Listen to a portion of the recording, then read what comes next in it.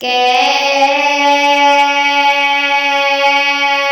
ها يا عين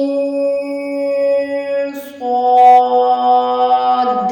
ان الفاظ کا راز اللہ تعالیٰ نے امت محمد سے کیوں چھپایا؟ السلام علیکم ورحمۃ اللہ وبرکاتہ. اللہم صلی وسلم علی نبینا محمد. آج ہم انشاءاللہ حروف مقطعات کے بارے میں جانیں گے اور جانیں گے کہ ان کو کیسے صحیح طریقے سے پڑھا جاتا ہے. حروف مقطعات قرآن پاک کی بعض صورتوں کے شروع میں آتے ہیں.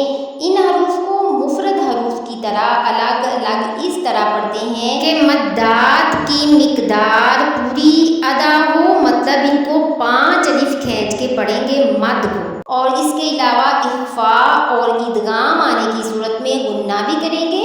اور اگر یہ بچوں کو زبانی یاد کروا دیں تو بہت ہی برکت کا سبب ہے. الحمدللہ. تو ہم اب اپنا سبق سٹارٹ کرتے ہیں. اعوذ باللہ من الشیطان الرجیم. بسم اللہ الرحمن الرحیم.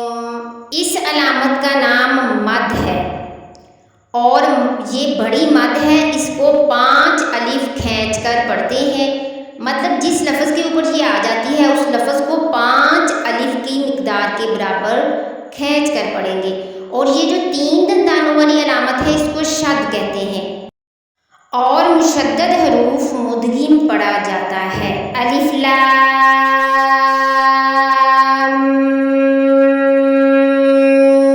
میم. الف لام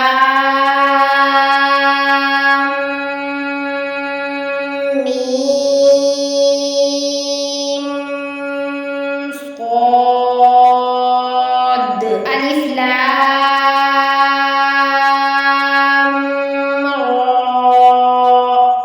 را کے اوپر کھڑا زبر ہے، اس کو 1 الف کی مقدار کے برابر کھینچیں گے.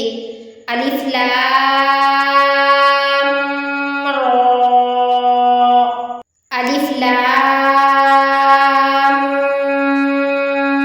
میم را. کاف ها یا عین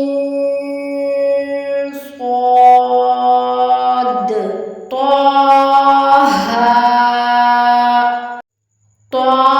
طاسیم میم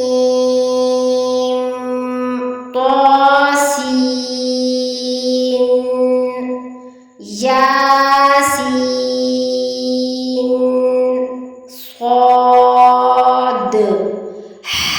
حامیم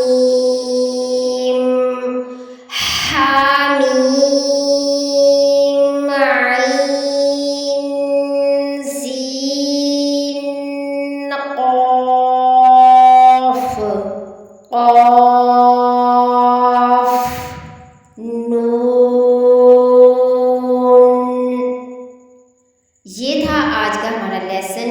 اور آپ کو یہ بتاتی چلوں کہ جتنے بھی یہ الفاظ ہیں ان کے معنی اللہ تعالیٰ نے نہیں بتائے، اور ان کے معنی یا تو اللہ تعالیٰ نے نبی صلی اللہ علیہ وآلہ وسلم کو بتائے ہوں گے لیکن امت کو بتانے کی اجازت نہیں ہوگی، یا ہو سکتا ہے اس کا علم نبی صلی اللہ علیہ وآلہ وسلم کو بھی نہ ہو.